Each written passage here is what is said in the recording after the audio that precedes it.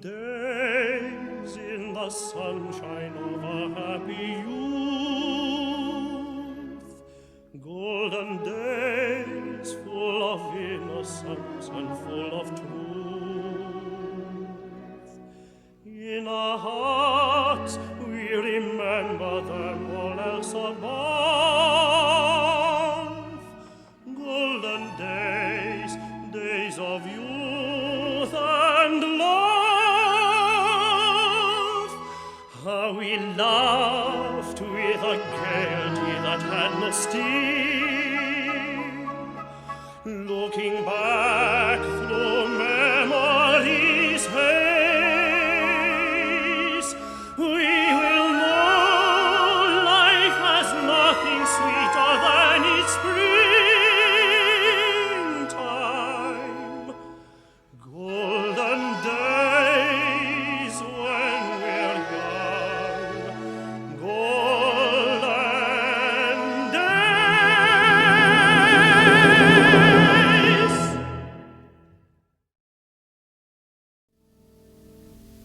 Gracious ones, within the effulgence of divine love,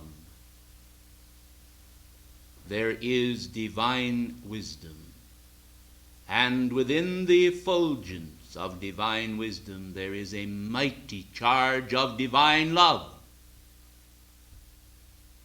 This day I am come to you in order to instruct and to bring to your attention some of the mighty scientific facts that are little known to those who do not perceive the spiritual values behind the outer manifestation of nature. Now, light itself is a mighty subject. Light seems to be simple and pure as water or as earth. But light has many manifestations, and these comprise a variety of manifestations. Many individuals are unaware that light itself is a river of light, and that light as a river is a carrier of spiritual values into the world of form. Those spiritual values are the commerce of divine ideas flowing from the heart of God as creator into the world of form, and producing in the world of form that variety of manifestation to which I alluded. Let men understand that light in reality is that manifestation of the Divine One, which conveys the essence behind light, which is the mighty odic force by which God perceives life and sustains life, preserves life and creates life, and produces mutations in life. In reality, light is the fingers of God manifesting in the world of form. Those who consider that God is a spirit will understand that a spirit has need of the power to contact the periphery of that form expression in all of its varied avenues. For that form expression which manifests to your senses is only a very small part of manifestation. And material science today, gazing upon matter and substance, even through the use of powerful microscopes and even electronic microscopes, are unable to recognize or to cognize the power of the Spirit to inject, as it were, blessed ones, into light many qualities of manifestation which are not known or recognized by science today, but are recognized and used today by those who have little knowledge of material science, but do have and hold a great knowledge insofar as spiritual science is concerned, the the science of the Spirit. Now in reality, blessed ones, the science of the Spirit is a far more complex and vast subject than the science which you call material or outer science. Outer science, blessed ones, is only able to penetrate a very small portion of the spectrum of reality. And they say we have all of it. And they have but a little. And that little knowledge is a dangerous thing unto them, for it has not produced in the social world the well-being of planetary man. For man today is in the dregs of his consciousness, insofar as his relationship with his fellow man goes.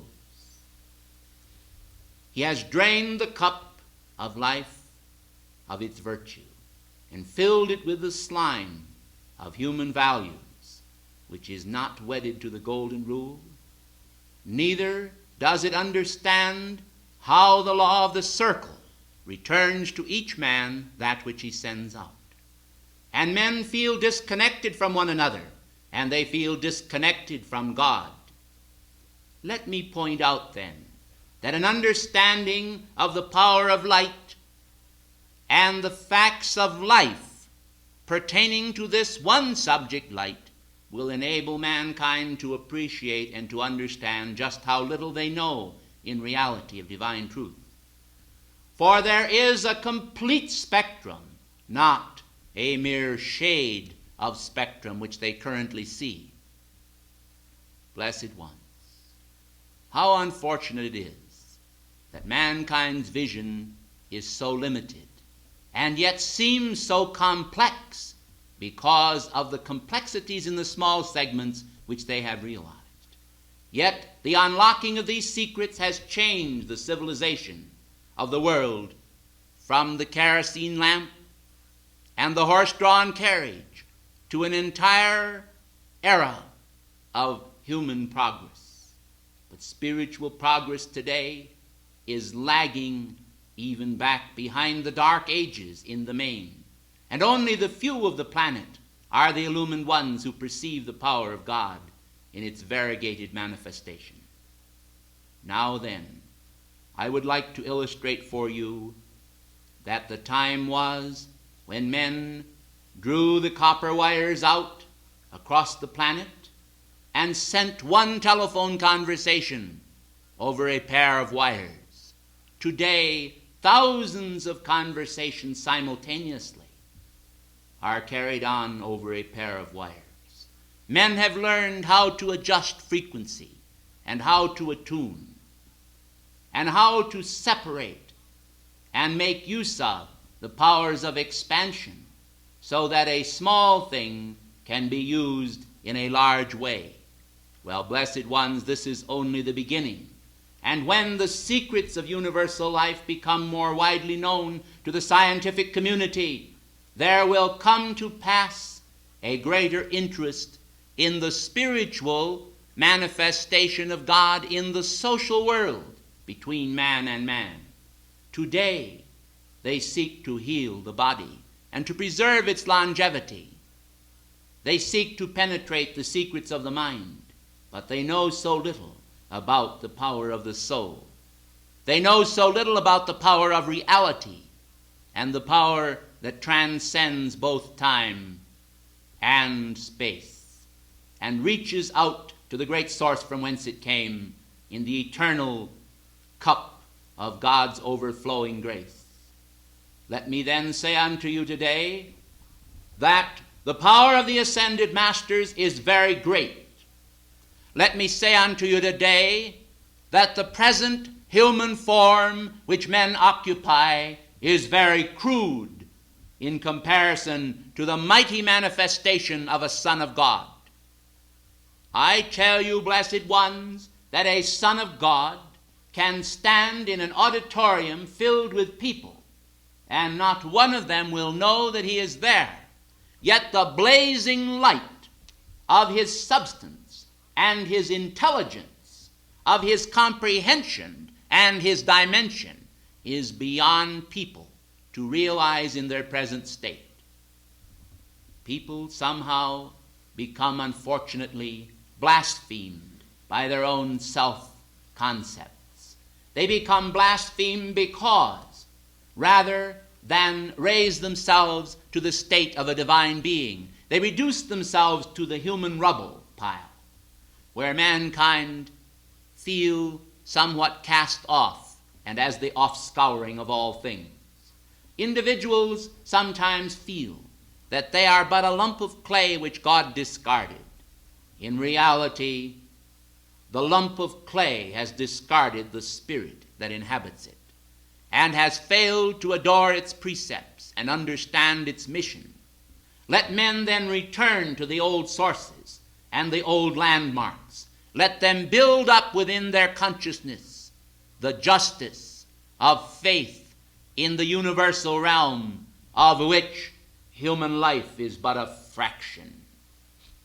Let them understand that the fragment vouchsafed unto them is great in itself, fearfully and wonderfully made, and yet it is but a fraction, a fragment of that which is.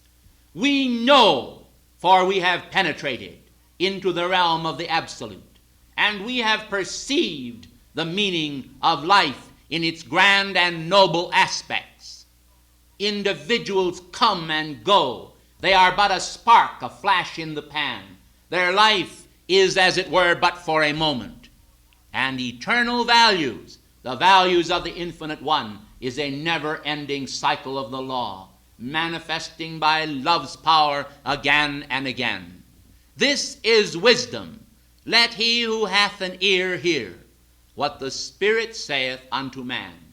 For the Spirit speaketh not of man as though he were a coat of skins, but as though he were a mighty spiritual tower, a fortress, and his many embodiments are but as fandangles about his wrist.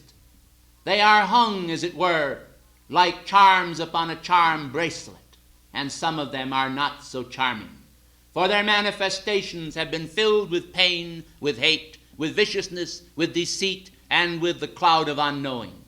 Let men understand then that this must be replaced by the power of the Spirit, but men must aspire to it and understand that it exists. They must aspire to the ascended body state. They must aspire to the Christ consciousness. Today, in the shop windows of the world, the little children and their parents stand, and their eyes are big, as you say it, almost as big as saucers, as they gaze upon the trinkets of life, the baubles of life, the treasures of life, that which men esteem to be great. The diamonds and rubies and even the imitations allure individuals, and little trivia becomes so important to mankind. I say then, before they acquire these things, in the main they first gaze upon them, and the desire arises within themselves to possess them. Learn then to gaze into the showcases of Almighty God. Learn to gaze upon the great spiritual treasures and the realities of universal law and universal love. Learn to gaze upon the ascended Master's victories, their power to transcend mortality, their power to span the years and dwell either in or out of the body, their power to manifest in form or manifest without form, their power to heal, to illumine, to cast out or fling out the worlds in space. For this too is the power of some of the great cosmic beings. God has not reserved unto himself alone the power of creativity, but he has given it to all, and some create a cage in which they dwell as animals.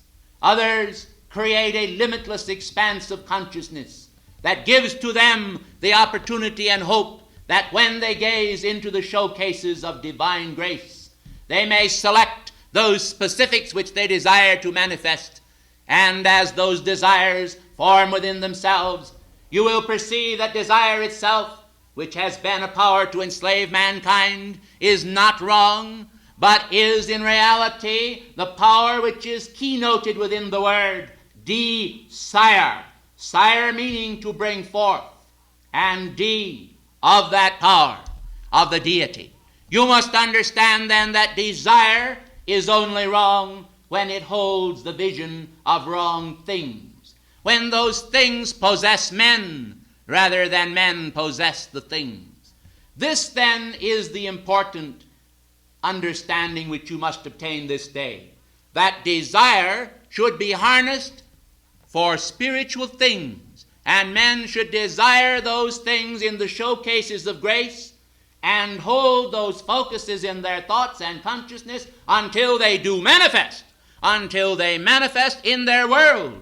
And then they should again gaze into the showcases of life and find another divine quality of grace that they desire to manifest, and bring that into manifestation by the power of desire, which is the power to bring forth as the Father brought forth. The creative essence lies within you. It is conveyed by the power of the cosmic light, of the cosmic Christ into your world. And it is not wrong when it is tethered to noble ideas. Human things are also required and needed by mankind, and they will manifest when the law is fulfilled. Seek ye first the kingdom of God and his righteousness, and all these things shall be added unto you.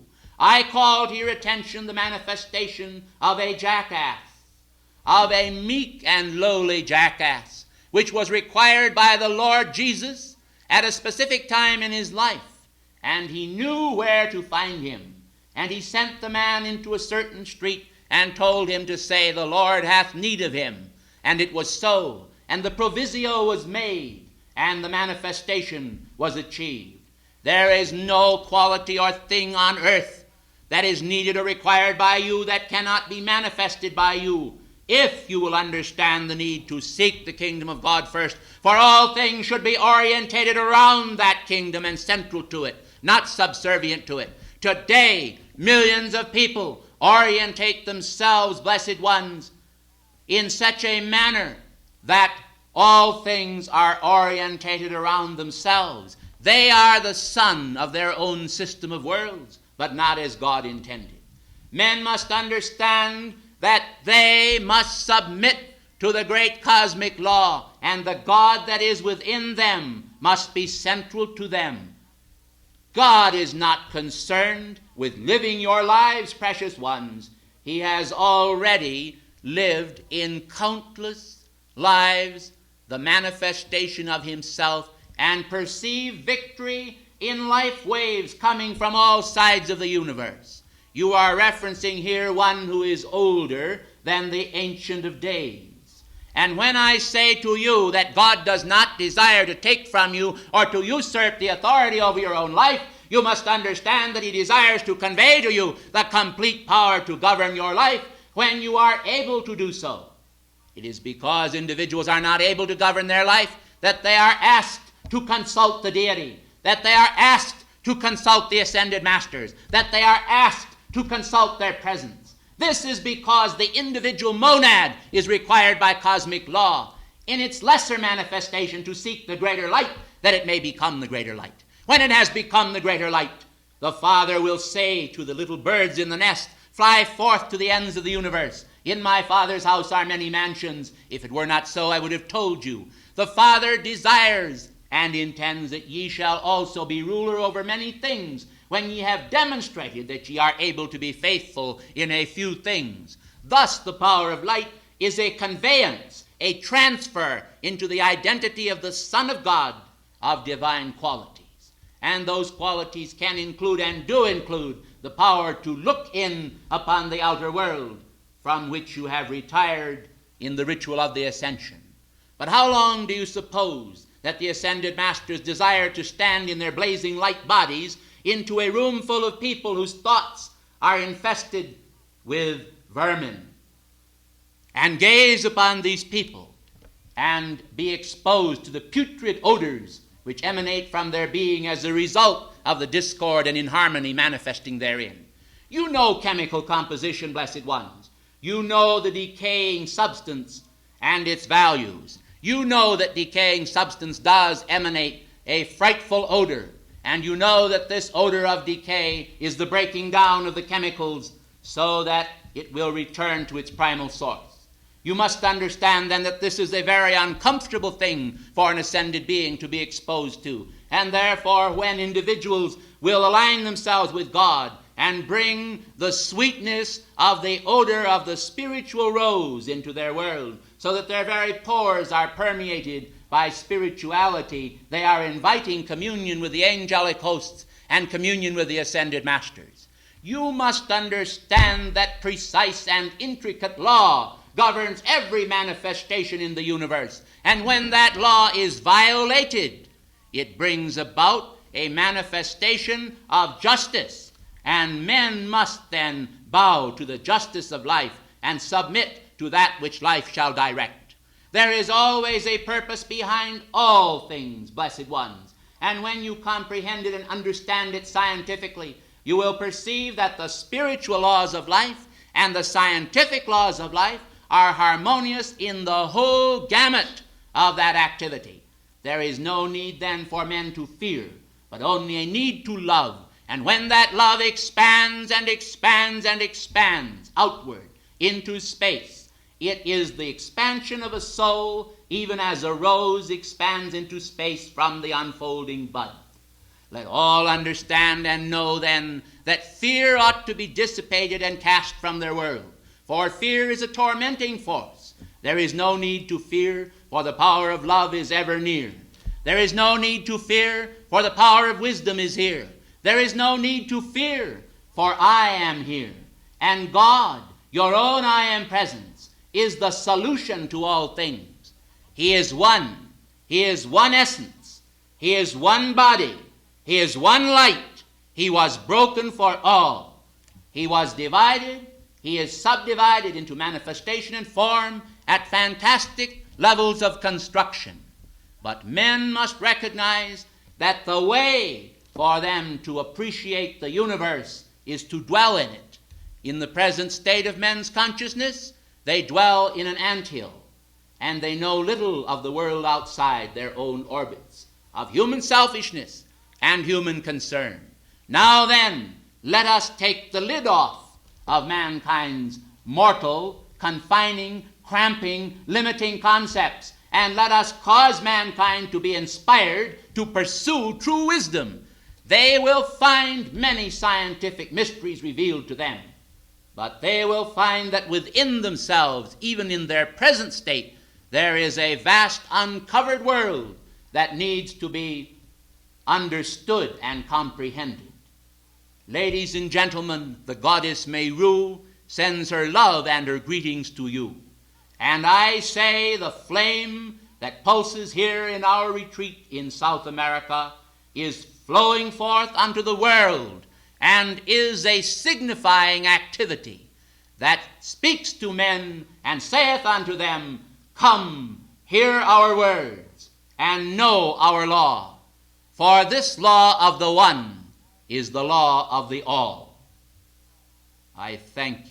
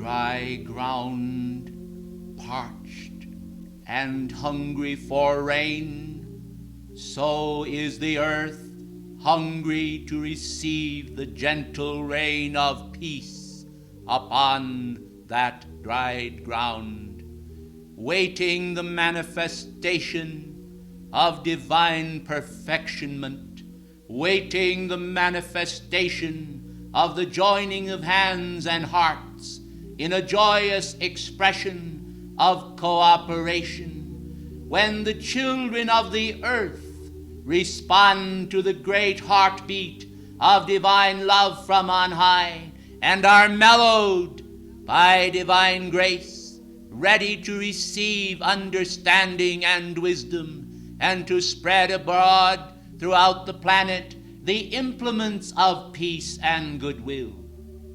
Yet mankind have been troubled, and their hearts have been afraid, and they have sought refuge beneath outer security and outer means of living, without understanding that there is a power within themselves of infinite love and compassion that will reach out to their neighbor and salute their neighbor with the flame of love that beats their own heart, that will sustain all that is by divine grace within them, and will help them to sustain that which is presently so fragile upon the planet, namely that which I shall now declare unto you is the bonds of peace.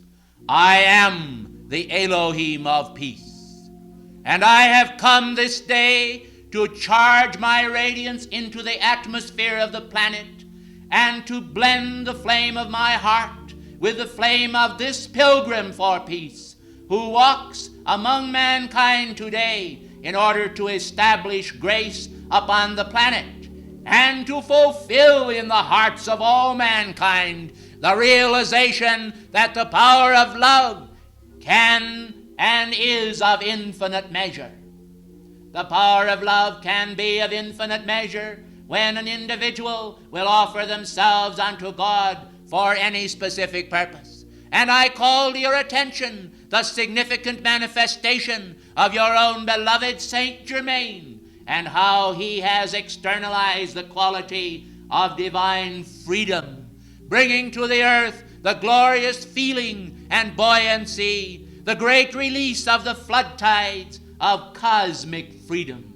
Understand then that the qualities of God are many, and that among them the quality of peace to the generations of this earth is very great, for the history of the world is surfeited in a bath of the loss of men's lives and the destruction of their physical bodies and the creation of a frightful karma which has brought about the residual substance of karma to mankind and a recurrence of hate and hate creations upon the planet. Yet, as the waters of the Pacific, in their relative calm, do present to mankind a vision of waters upon which the glorious rays of the sun do shine, so do the hungry souls of men reach out and desire with a great desireness to have the quality of infinite peace in manifestation. I tell you, precious ones, even those individuals today who are engaged in the business of making war and creating inharmonies by deliberation, there is a longing deep within themselves to put an end to the very silly business of creating inharmony. For nothing is accomplished by the power of inharmony, and all things are accomplished by the power of tranquility, even that quality which I shall call evenness of purpose. Evenness of purpose, which smooths off the roughened edges from mankind's aspirations, which are often not tied to and united with any great definitive idea, but stem merely from their yearnings without the qualification of true understanding, which comes about as the power of God infuses the mind and heart with a mighty power that shall sweep the world as the great tides of divine love and peace rise higher and higher into the atmosphere to bring about an end to the contamination of discord and despair, to bring about the renewal of hope in hearts that have no hope, to bring about understanding wherever there are ears to hear and hearts to embrace. I say to you today then, let then there be accomplished a fiat from on high. Let my word go forth, and let it be done. Let a flame, a mighty flame, be kindled in the heart of this pilgrim, that shall give to her, when she shall call upon my name, even in secret, the greatest power that has ever manifested in any individual for the quality of peace in this age. Let her have the power and hold it as a treasure from on high, within the focus of her heart, to know that I am the Elohim of peace, and that I will answer when she calls upon me with faith, and will radiate through her form my feeling of divine peace to the world, to make her a messenger of peace even as she is a messenger of peace, to give her greater power than she has manifested before, and to attract to mankind greater understanding of the magnetism of peace as the possibility of bringing in the golden age of fruitfulness and enlightenment to all mankind. In the name of Almighty God, I say then, let it be written and let it be done. I say, let it be sealed and let it be won. Let it be understood that peace, even as it is envisioned by the late President Kennedy, peace as envisioned in the Peace Corps, is an essential ingredient in the waging of peace for and on behalf of the hierarchy of light, and for the freedom of men from the shackles of war, that they may fall from them, and that there may be a replacement of that activity by a replacement of light and its infinite capacity to uphold the law of God that long ago was uttered from Horeb's height. Thou shalt not kill.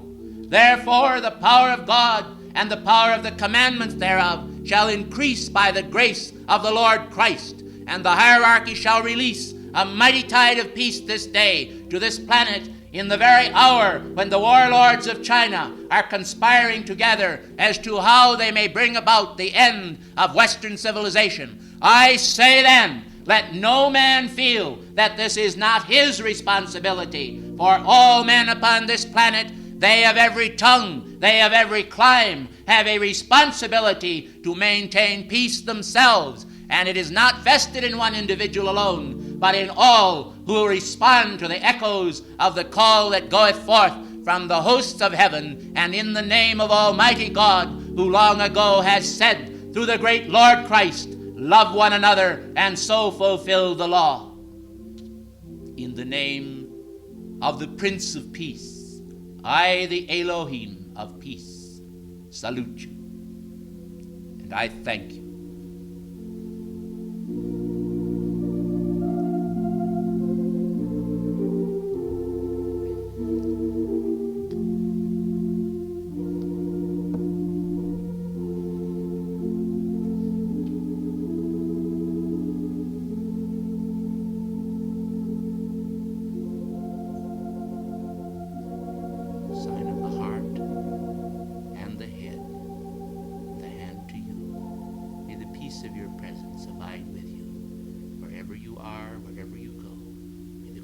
Peace from your presence flow through days of service and nights of rest.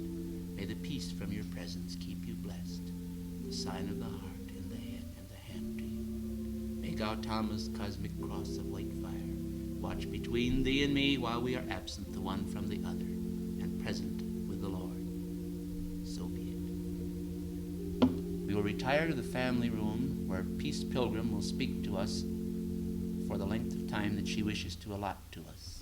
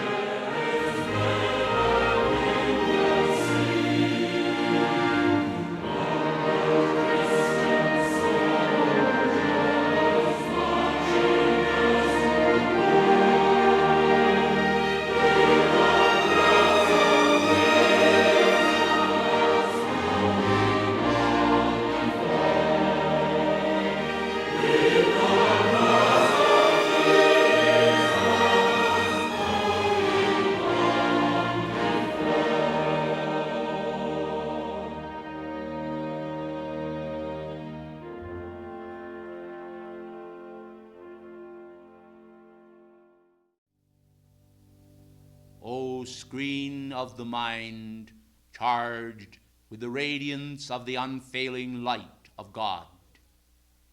Behold, the Lord thy God liveth, is the healing fiat which men ought to understand.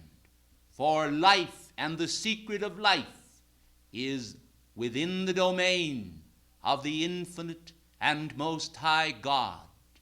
In this age of reason, when the minds of men are surfeited by a torrent of words, there is a great need crying out within the souls of men for understanding, created by cosmic mesh, the mesh of infinite law, which by the sweet cadences of that law subdivides and divides the manifestations of law, until understanding is seen as gleaming rows of beautiful precepts issuing forth from the Eternal One. As I come to you this morning, it is with a sense of infinite compassion for the ills of the world, and for the ills of mankind, and for all that has brought forth discomfort to any part of life. As I come to you this morning, I am well aware of the fact that a cosmic psychiatry would reveal to mankind the inner world of thought and feeling, which is like unto the cosmos in its physical aspects, possessing its seeming darkened areas and other areas of whirling nebulae, spirals of thought and ideas. The mind and the feeling world of mankind surges within and contains within the germinal seeds of both beauty and that which men call ugly. Let it then be made clear that the fiat which men have accepted because it is cosmic law, which clearly declares and defines, as a man thinketh in his heart, so is he, ought to be heeded more as men either pass through the process of accepting the thoughts of others that come willy-nilly through the atmosphere, or that are germinal within their own consciousness, stemming from subconscious reactions to situations and ideas of human dominance. Individuals do not enjoy the concept of themselves, for example, as a weak, spineless individual, and they often generate within themselves what amounts to almost a torrent or a fury of feeling, which states that no man dares to defy me, for I am right. Blessed ones, legions of light, unascended.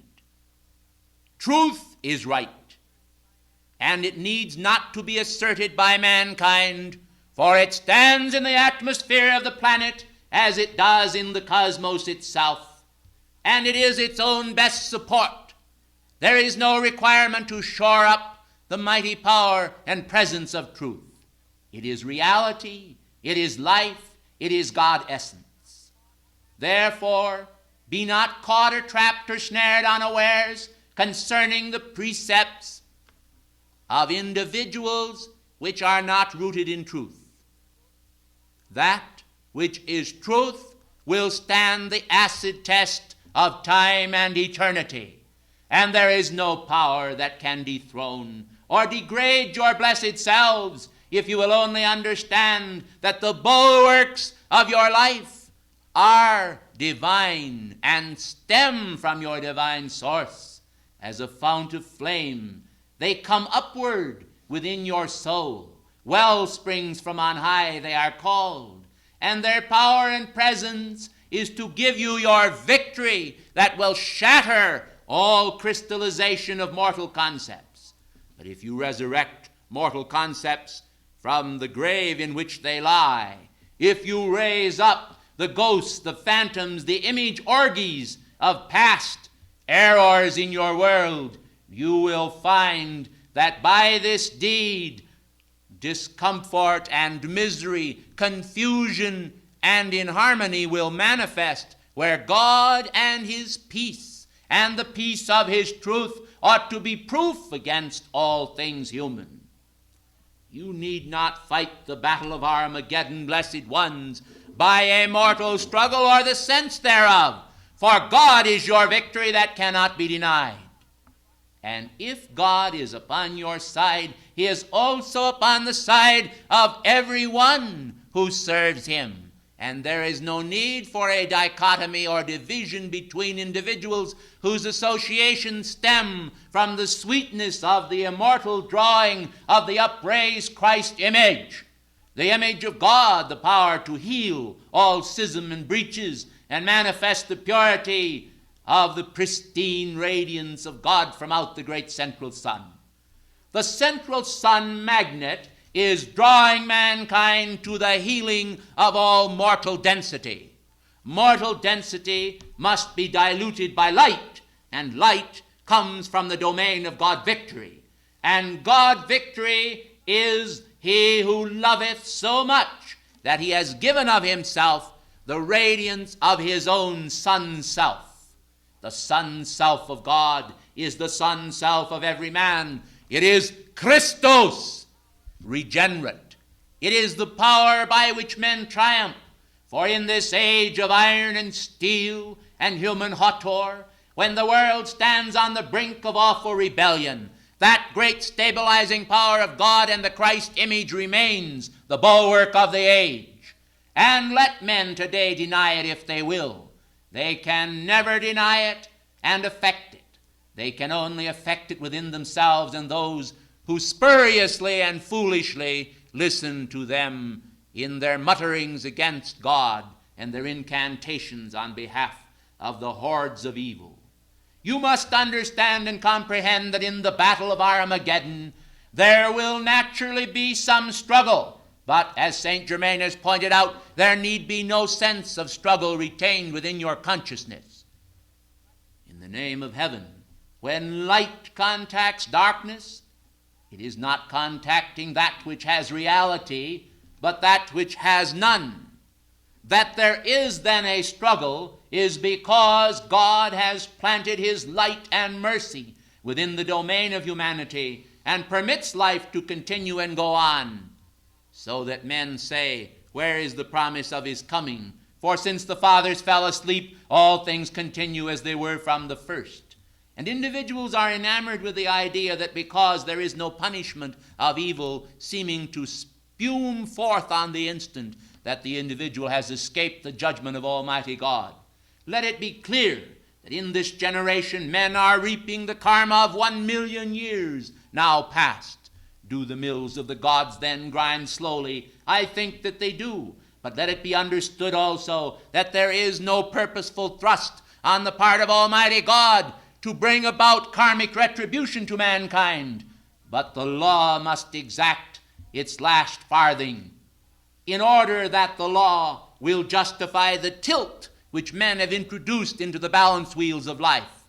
It is not a case of the powers and energies of Almighty God taking their toll even upon the Son whom he loveth, but it is a fulfillment of law. And law is fulfilled so that men may learn through the violations thereof to do well. And thus there is both the thrust forward and there is the repulsive thrust. Men must understand that even the repulsive thrust, which directs them away from the central point, goal of their life and existence, is in its activity a drawing power, which when rightly understood will draw them back to that great God source with a magnetism of the Spirit which is greater because it has been thrust away by its own discordant manifestations and concepts. When men are excluded from the fountainhead of heaven and the spearhead of its love, they recognize that in the course of time which they have lost, and when they have once again retained their balance and found their way back to the center point of God's divine will, there is rejoicing in their souls and a new determination which mounts up as on eagle wing to assert itself in their future doings and see that they do not once again enter into the self-same mistakes of the past ages. Thus, the cause of God is served by propulsion and repulsion. But men must understand that they need not become victims of karmic law when they understand that law, but can cast themselves upon the mercy seat of God. There is an image which I would evoke within you all, and it is the image of the broken identity cast upon the altar of God until its pieces are manifold, and it would seem as though it can never again reassemble that which lies broken and waiting upon the great threshing floor of God's altar. But there is a whitening of the substance there, and there is the great summoning of the spiritual law and the power of an outpoured mercy from the heart of God, which says unto the various component parts thereof, Come thou together in wholeness. But it is a holiness. It is a wholeness. It is a manifestation of substance regenerated by the Christ image. And the broken image is the mortal one without perfection. And the new reformed image is the Christ image standing before the altar throne, where God's love makes known these ringing words, Thou art my beloved Son, in whom I am well pleased. Thus does God restore the rightful place to his errant sons, and thus do they come to bypass the karmic law and throw themselves upon the altar and ask for regeneration and power to be given to them in renewed dispensation. There is no acid law in the universe that is desiring to etch in the soul of man some concept of retribution on the part of the Godhead, but there is a great quality of outpoured mercy which ought to be loved and loved and loved and loved, for it is the law of health and freedom from the divine level. It is the law of restoration, whereby the divine energies are replenished within the soul of the individual, and he is lifted up and restored to his rightful place, and joy sounds throughout the universe as the power of the prodigal son is made known as the command of God's divine love, which restores to all errant sons the right way, the way of regeneration, the way of restoration, the power of infinite love which cannot be swayed by mortal failures.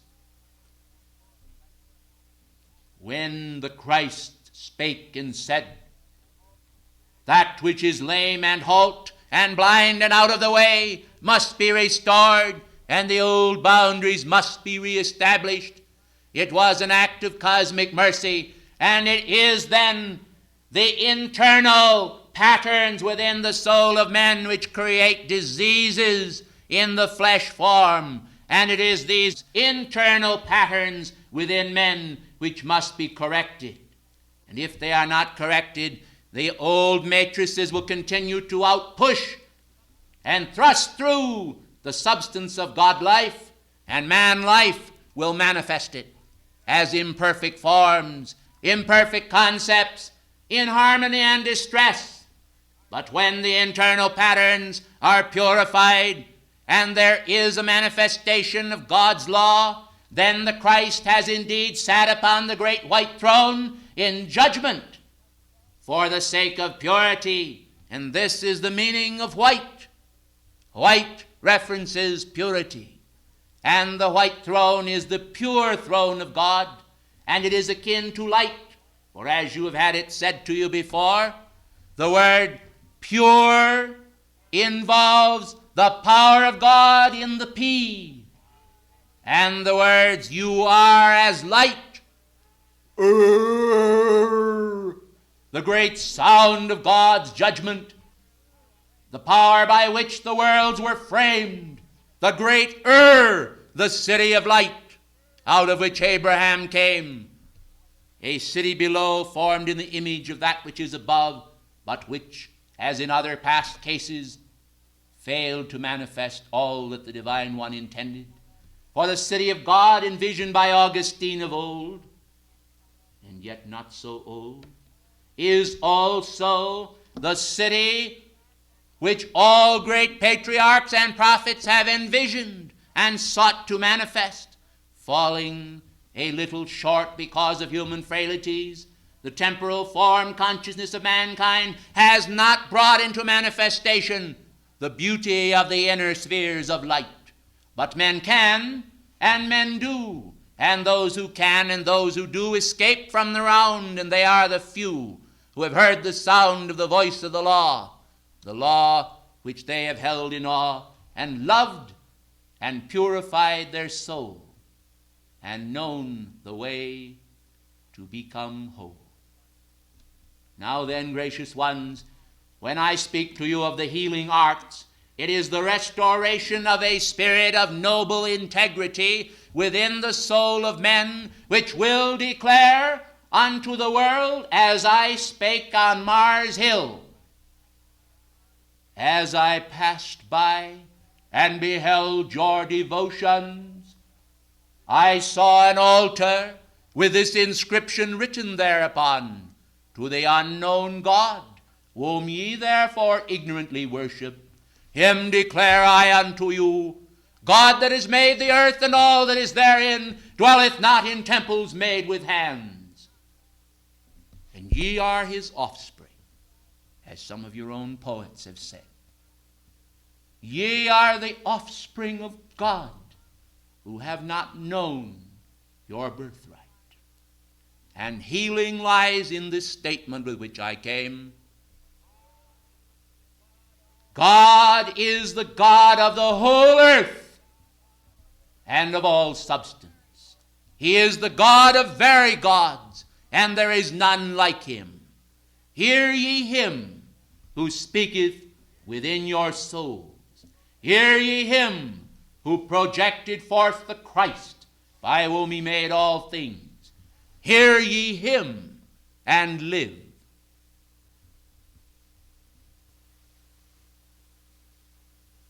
Summum bonum. All good has come forth from God, and all good shall return unto God.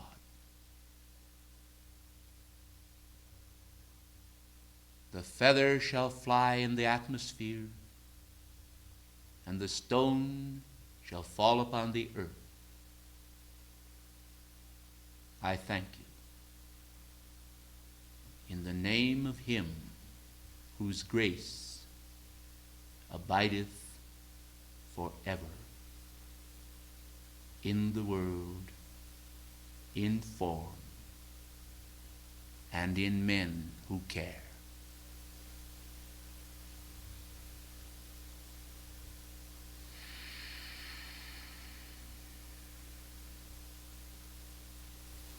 Peace be upon you. God's almighty name. Amen.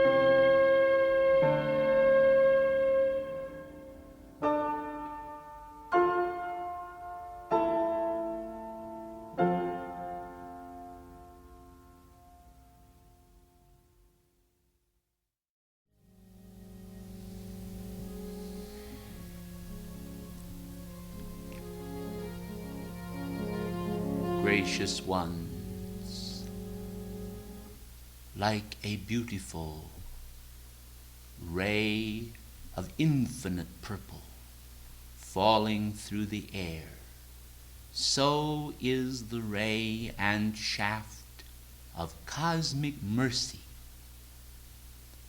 Now then, the mystery of penetration, whereby space is penetrated by the radiance of the Divine One, is scarcely understood by mankind, although all are beneficiaries thereof.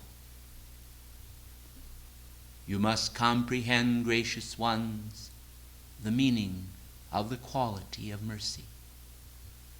For mercy does indeed penetrate space and manifests everywhere, even in areas where it would appear to the consciousness of mankind, with its darkening concepts, that there is no mercy, because individuals among mankind do exert such awful pressure upon mankind through the outpicturing of the horrors of war and the densities of oppression and cruelty practiced against many parts of life. It does not comfort individuals who are in pain to know that those who are their oppressors do so in ignorance. They are the recipients of a hard line and a manifestation of terror and fear. To them, it seems as though the world is a place from which to retreat, and life itself seems not at all to be sweet. You must understand then that in spite of all the terrors that descend into man's consciousness and world, when the pressure is removed, individuals are gracious indeed and seem to feel that it is as though it had never been. And thus, people quickly forget, for mercy acts to blot out the memory of mortal fears and mortal terrors. You must understand, gracious ones, how comforting it is for us of the ascended realm to contemplate the day when we can come into the atmosphere of the planet unaffected by any device of human thought and feeling which causes us to be somewhat uncomfortable in the presence of individuals in whom there is so much untransmuted substance remaining, simply because in areas of time now long past for us, we ourselves did manifest human and mortal imperfection, does not comfort us, although we are aware of it, and cause it to be any less uncomfortable for us when individuals will spew out the shadowed concepts which mankind presently manifest in the world of form. Human density, human thought and feeling, human ideas, ignorance-based, do not provide any degree of comfort for us. And when we come into the lower octaves of the atmosphere of this planet, it is not to receive, but to give. We come to give, and we come to relieve the terrible tensions of this age, wherever the law, in its great quality of mercy, will permit it to manifest. Mercy, precious ones, does not have the full power in this present age to sweep aside all the cobwebs of human thought and feeling. Mercy only acts, gracious ones, number one, where it is welcomed and invoked, and number two, where the karmic board can find some cosmic law which will permit the intrusion into the world of man from our level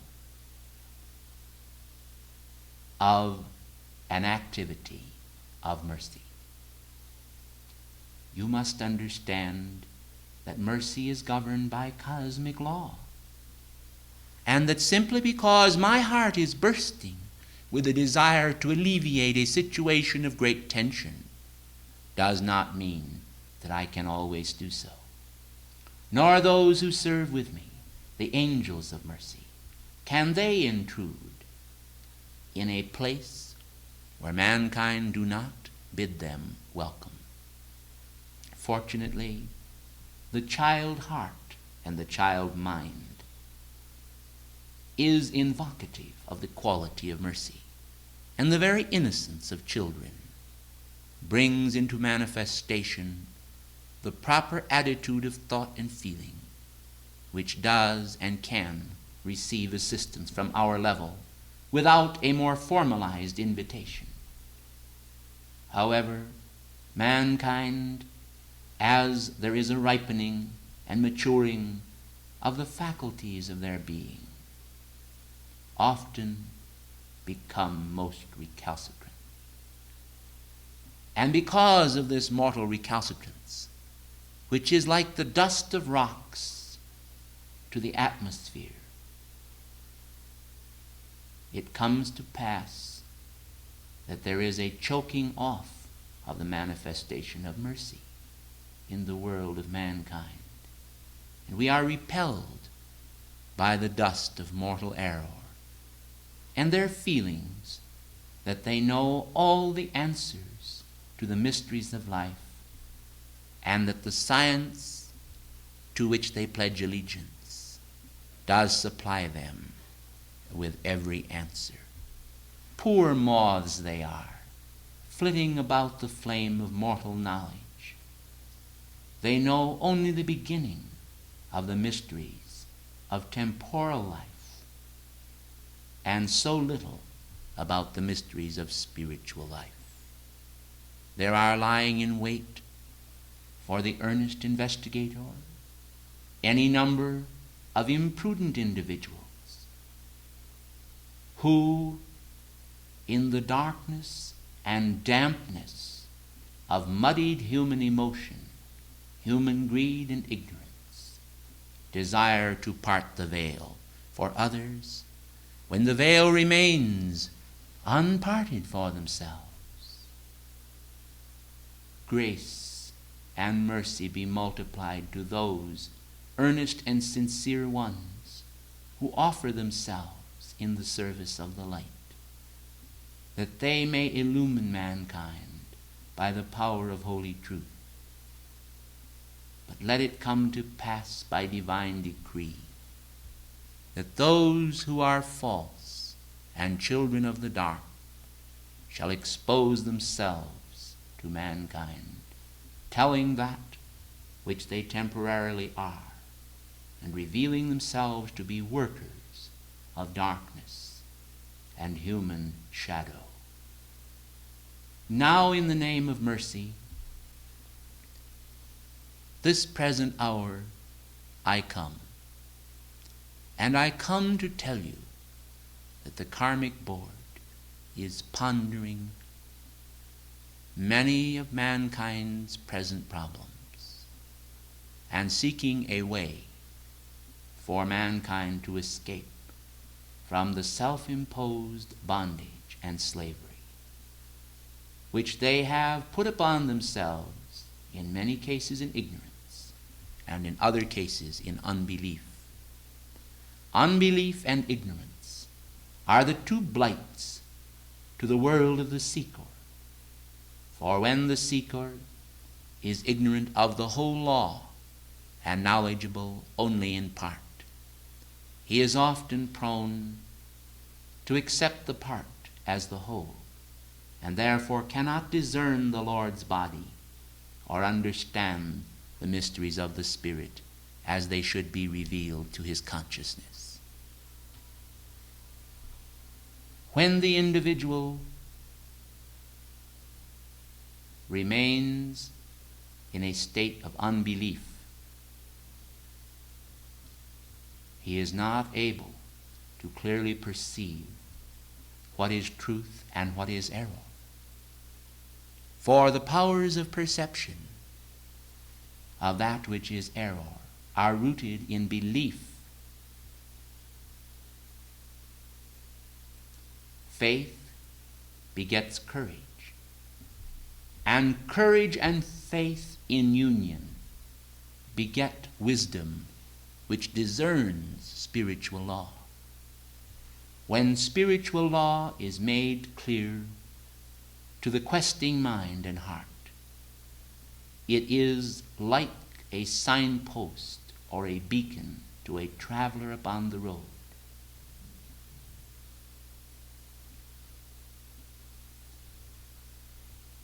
Some have asked as to why heaven is affected by that which earth shall do.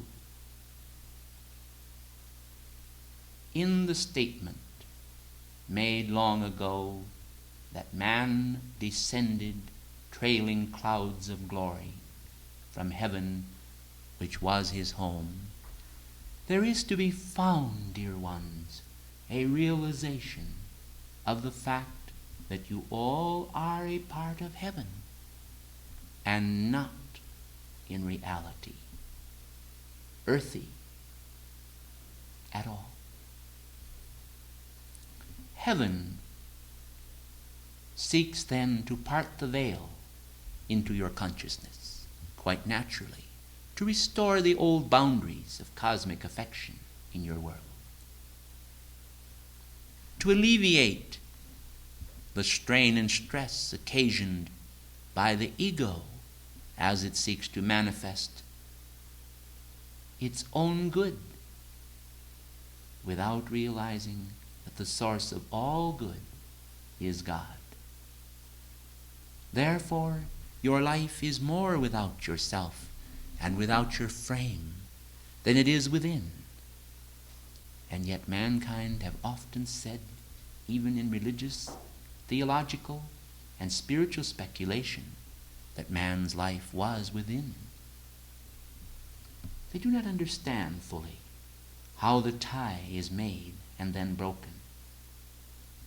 When individuals have a communion with heaven and then break that contact, that which is within, the light that is within them, becomes darkness, for there is no feeding of that inner man made in the divine image. You must comprehend then the statement of the Master Jesus to Peter, saying, "Feed my sheep." You must understand the needs of the inner man as you do the needs of the outer man. You must comprehend how that the broadening cables connecting your being with the immortal realms and with your own divine presence must be enlarged upon. You must perceive the power of truth as an act of mercy, and every quality in man that generates contact with his great divine self is a power which will raise him out of mortal density and feed that inward man. But if the cable be broken, if it be not maintained, if the currents do not flow over that cable of contact, then that which is within is a waning light, and even mercy cannot be perceived as mercy, but is often seen in the light of man's dullness of perception. Who can understand the law of karma? Among mankind today, that which you call karma, that which mankind call the law of cause and effect, all must be understood. But many today are affrighted of the karmic law, and some who are not affrighted by it are angered by it, and they feel that God is unjust in the manifestation of administration of his laws. Therefore, that which happens in the world of form is seen by them as an activity of God frowning upon mankind, and the qualities of divine mercy are not perceived at all. Man lacks balance in such perceptions, and they are not true perceptions at all, but are the banal acceptance of the fog surrounding the mystery of life. We would banish it all and dispel it with one breath, if we may. Yet so much remains for you to do and for you to accept of life. And herein I reference not the life that appears for a moment as a breath upon the glass and then vanisheth away, but I reference the internal life, neglected,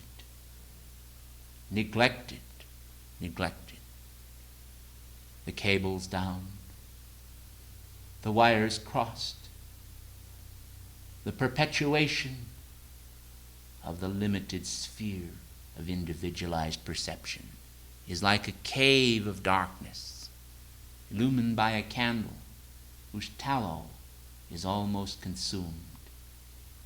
And man, in a fearful and uncertain state of being, lacks the great broadened concept of the Spirit that reaches out to penetrate the cave and the space without, and to see the universe is a universe of light, where many lights do illumine the darkness. And these lights must be adhered to, and men must not lament the darkness in themselves or in others, for the light is, and that which is reality. That reality must be enhanced in perception, by correct understanding. And this is the balm of Gilead to the soul. For when the light as illumination extends the borders of the mind and soul of man, man becomes more than man, and mercy has completed a portion of her perfect work in the realm of the individual. For when the law is made clear and life is understood, fear must be removed. For perfect love casteth out fear, for fear hath torment, and mercy, as an aspect of God, is but an unguent, a balm of restoration.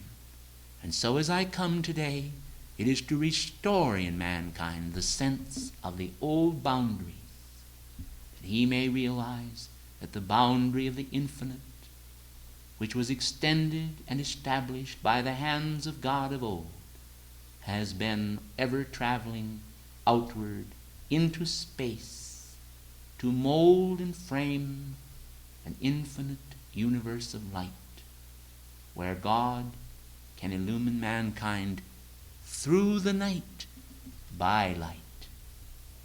Understand this, and thy understanding will leap as a hart, and thy heart will be glad, and the world will seem not so bad. But newness of perception will enhance the oldness of rejection, and that which is rejected in life will be perfected, not through senseless mortal strife, but through the consecration of divine energy perfected. I thank you.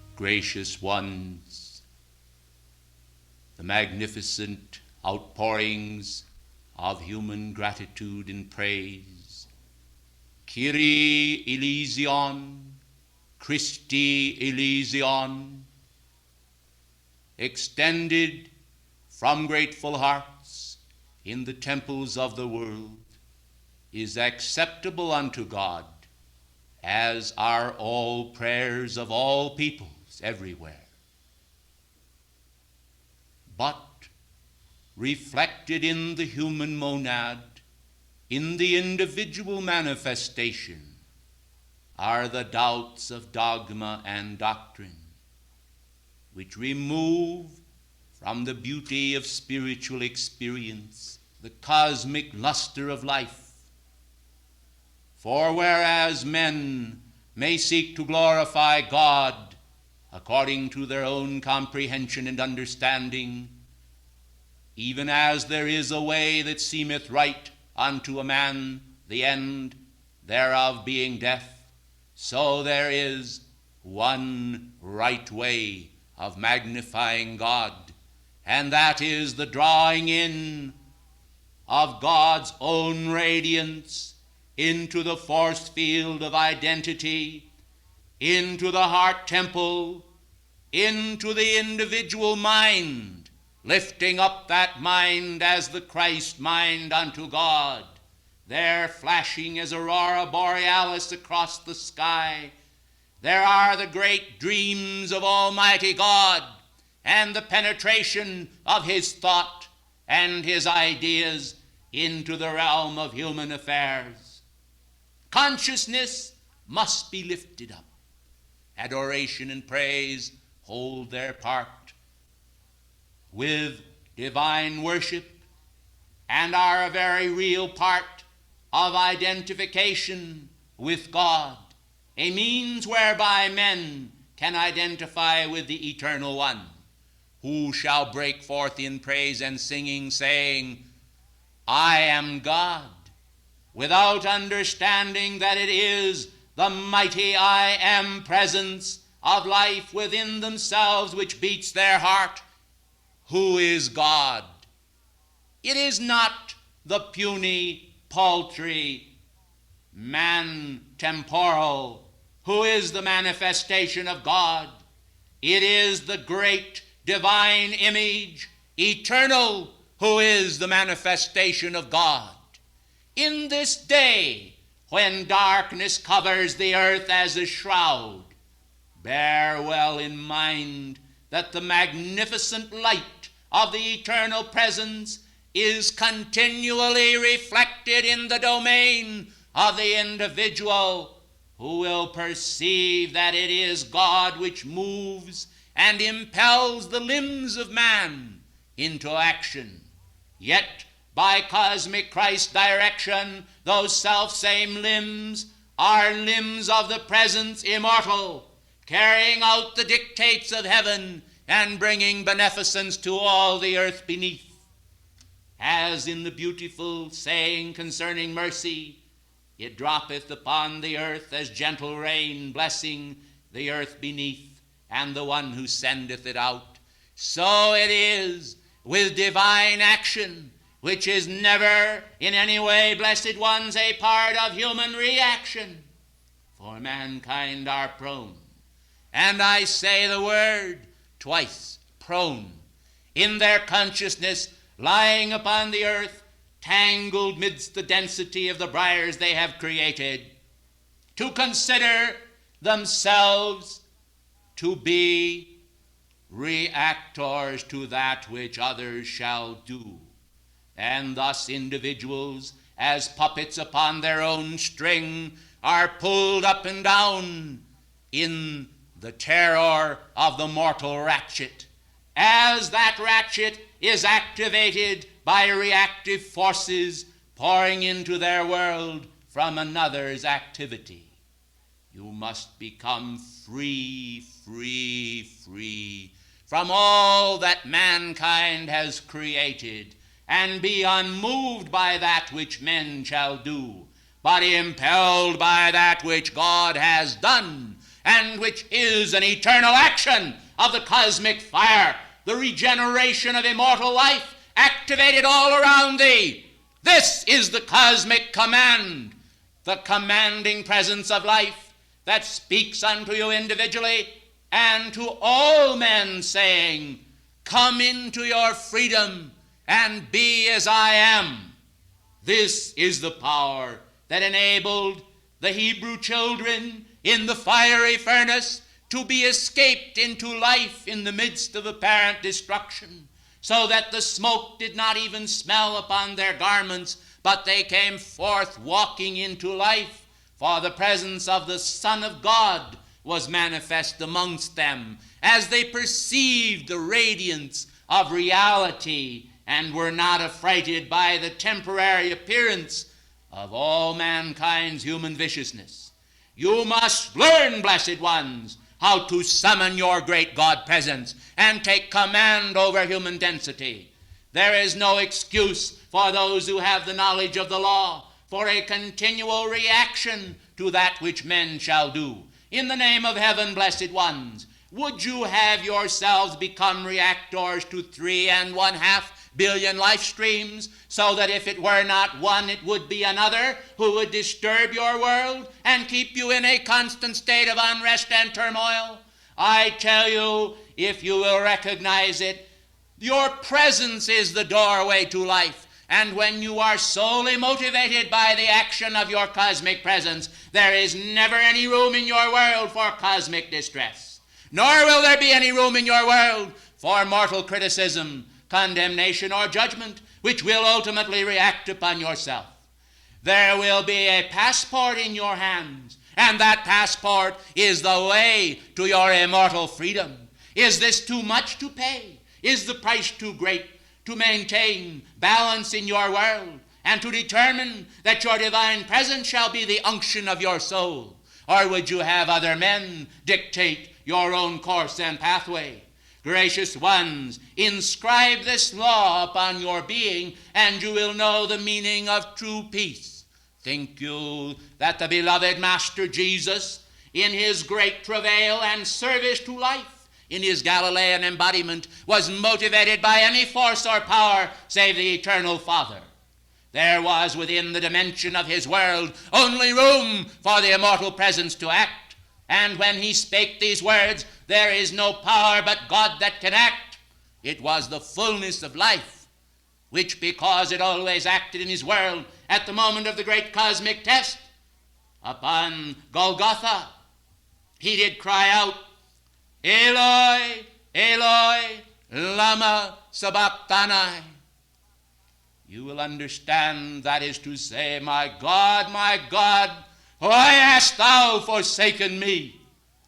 For the eternal presence was his life, and to dwell in a state of consciousness bereft of that presence was to him as though he did not live. And in the state of forsakenness from the Eternal One came the greatest measure of pain, but also the greatest measure of blessing, for he saw and perceived clearly that within his own soul there was a kindled action which was affinitized with God, and therefore the reflection of all that God had meant unto him over the years within himself sustained him during those moments when he otherwise would have been utterly forsaken. So build ye garments of light, so build ye garments of magnificence. Let your weaving be a consummate skill of your cosmic identity, and let no mortal thing come nigh unto thee, even the mortality of thyself.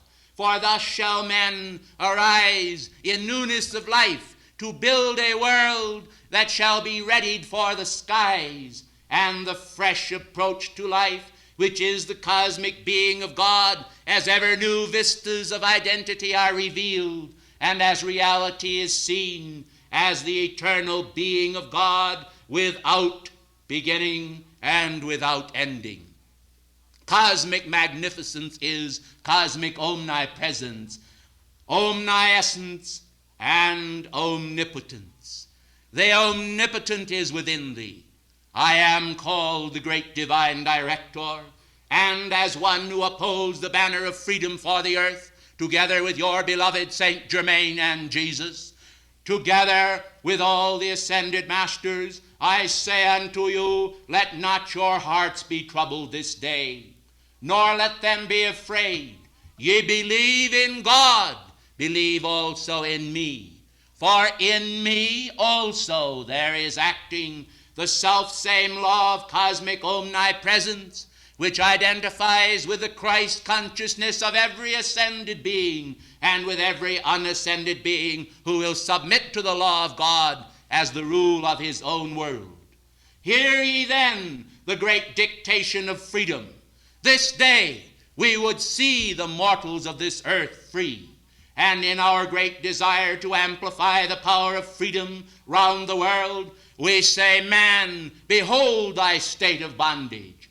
See how dogma has created a frozen state in men's world where there is no fluidity of experience, no magnificent concept of the ever receding vision, not, blessed ones, a mirage upon the deserts of life, but an eternal, beautiful promise that is fulfilled from time to time and then is only a clause promise of a great blessing to come. Do you understand that of which I speak?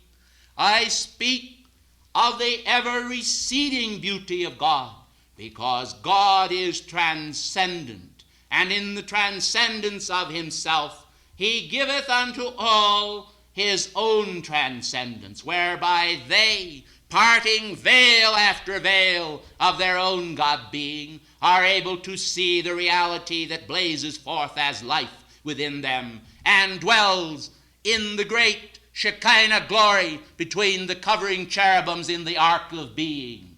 Their heart then becomes a threshing floor where the great conscience of God stimulative within them bringeth unto their mind that which they ought to do and have not done, and produces in their consciousness a clear-cut pathway through the air, cleaving asunder mortal shards of human decay, and showing them the way where God dwells in temples not made with hands, but in the magnificent cathedral dome of spirit which covers life and is the covering grace of universal munificence. The gratitude of the Eternal One given to mankind is reflected in their own gratitude as they pour forth thanks unto the eternal citadels of light for all that light has meant to earth and all that earth ought to mean to light.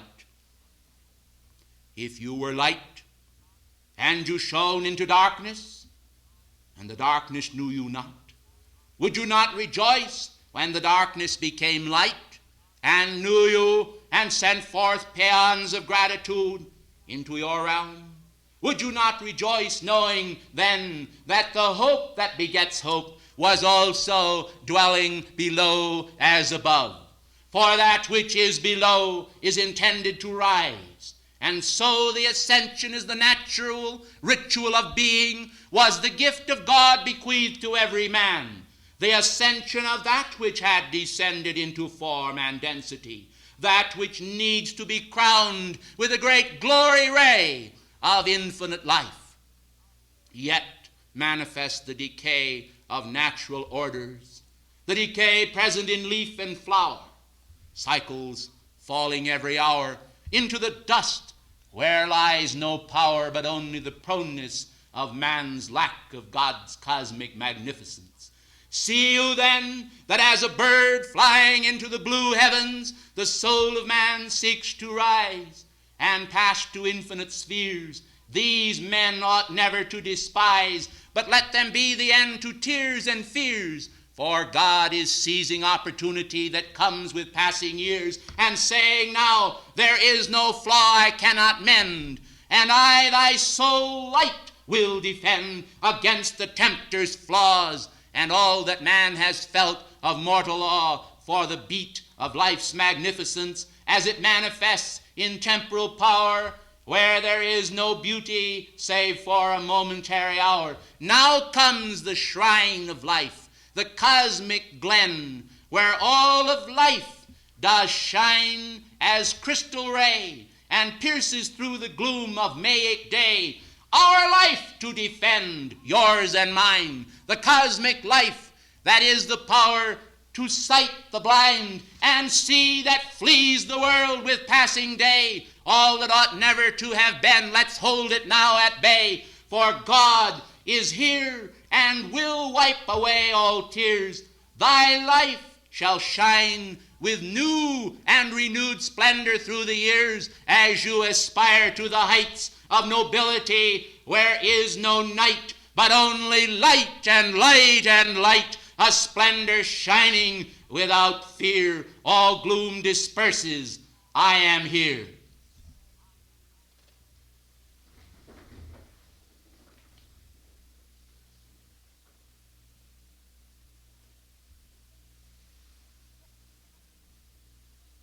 Victory! Victory! Victory! Victory! Victory! This is reality. I thank you.